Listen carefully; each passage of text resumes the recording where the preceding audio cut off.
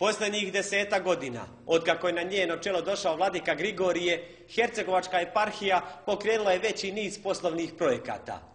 Zahvaljujući bliskim odnosima i dobrim vezama sa vlastima i privrednicima, hercegovački vladika u posljednje vrijeme prepoznatljiv po novom imidžu i kolekciji modernih košulja i džempera omogućuje eparhiji da postane vlasnik 2 hotela, više ugostiteljskih objekata i restorana, vinarije, poljoprivrednih kombinata te većeg broja ekskluzivnih poslovnih prostora na najatraktivnijim lokacijama u strogom centru grada.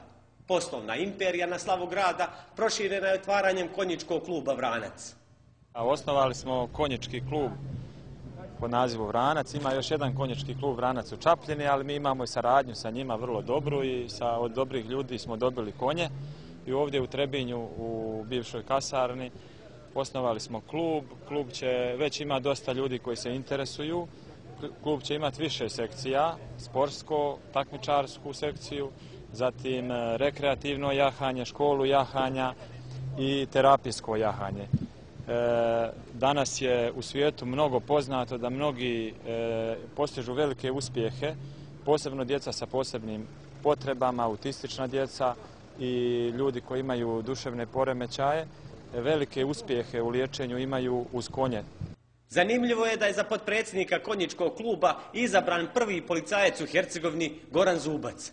Na otvaranju nismo uspjeli da saznamo da li će kao plod dobre saradnje Centar bezbjednosti Trebinje možda uskoro dobiti i elitne konjičke jedinice za razbijanje nereda.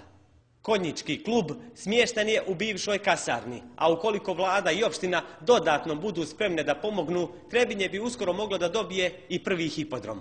To je samo privremeno je napravljena staza za treniranje konja, a hipodrom će se praviti ako bude ovo zaživilo, ako bude interesovanja, onda opština, to je ipak velika investicija i to bi trebalo ili vlada ili opština ako bude se toliko razvila ova djelatnost.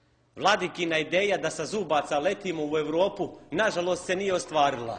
Možda ćemo ipak polako i dostojanstveno na konjima dojahati u obećanu zemlju, Evropsku uniju.